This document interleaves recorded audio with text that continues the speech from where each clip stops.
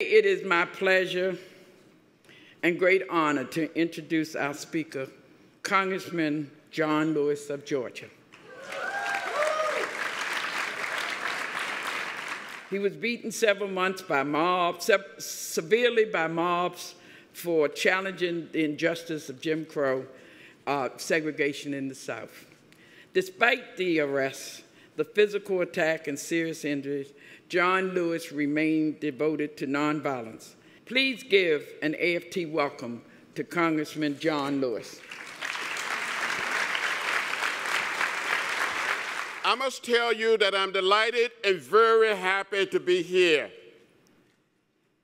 To be here in the House of Education. To be here in the House of Labor. To say to each and every one of you, thank you for all of your good and great work.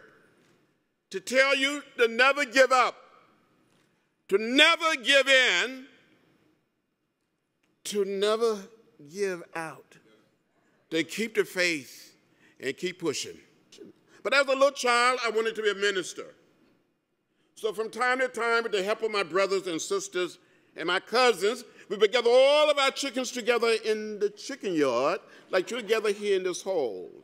And I would start preaching and speaking, and when I look back on it, what I did in the 40s and the 50s, some of these chickens would bow their heads. Some of these chickens would shake their heads. They never quite said amen. But I'm convinced that the great majority of those chickens that I preached to in the 40s and the 50s tended to listen to me much better than the majority of my colleagues listen to me today in the Congress. The action of Rosa Parks, the leadership of Martin Luther King Jr., inspired me to find a way to get in the way, a way to get in trouble, good trouble, necessary trouble. It's time for us to get in trouble again. Sometime I admire what Reverend Barber and the people in North Carolina are doing. Sometimes I feel like we're too quiet. It's time for us to make some noise and push, save our public schools, we have a moral obligation, a mandate, and a mission to save our schools. We must do it, not just for this generation, but for generation yet unborn. You can do it, and you must do it. When I went to that poor, understaffed, segregated school in rural Alabama, I had wonderful teachers. Had a teacher who told me over and over again, read my child, read my child. We had very few books at home. I read the books. We were too poor to have a subscription to the local newspaper, but my grandfather had one. And when he would finish reading his newspaper each day, we got that paper and we read it. Hadn't been for public school teachers, I wouldn't be standing here today as a member of Congress. So I said, thank you. Thank you for teaching. Thank you for hanging in there.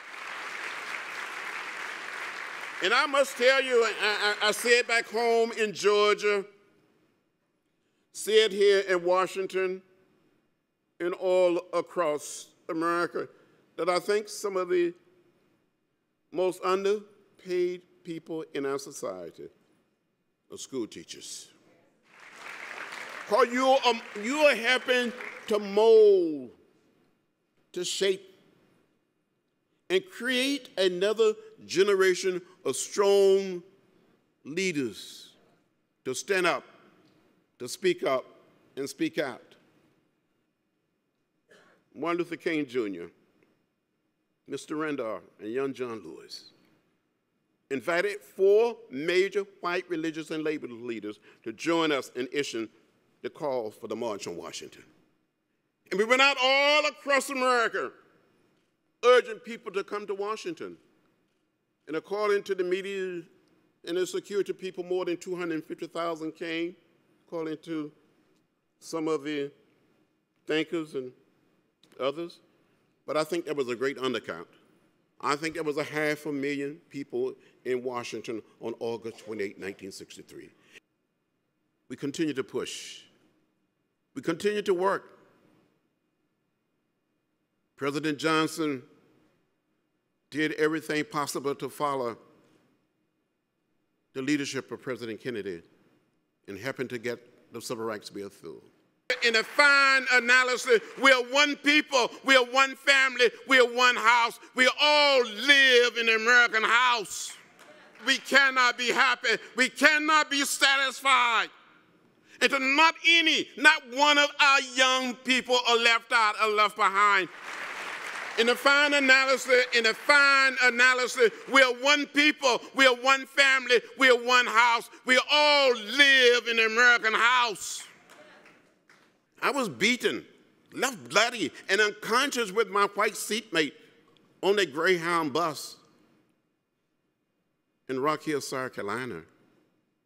But one of the guys that beat me more than 50 years ago, he was so moved by the election of President Obama and the inauguration. He had been a member of the Klan, his father, his grandfather. He came to my office in February of '09 with the urgent of his son and said, "Mr. Lewis, I'm one of the people that beat you and your seatmate on May 9, 1961. I want to apologize. Will you forgive me?" He started crying. The son started crying. I started crying. The two of them hugged me. I hugged him back. He called me brother, and I called him brother. It's the power of the philosophy of nonviolence. Can we be reconciled? Can we become a circle of trust, a band of brothers and sisters, and create one America? We can do it, and we must do it. To humanize our organization, humanize our union, humanize our institution, and maybe doing so, you can humanize members of Congress.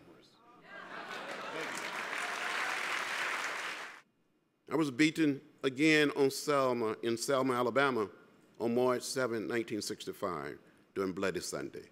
I thought I saw death. I thought I was going to die. But Dr. King, I remember what he said on one occasion. It is better to die a physical death than to die a spiritual death. If you believe in something that is so dear and so right and so necessary, stand up for it, fight for it. Have courage. We can do it. We must do it. Thank you, and may God bless you.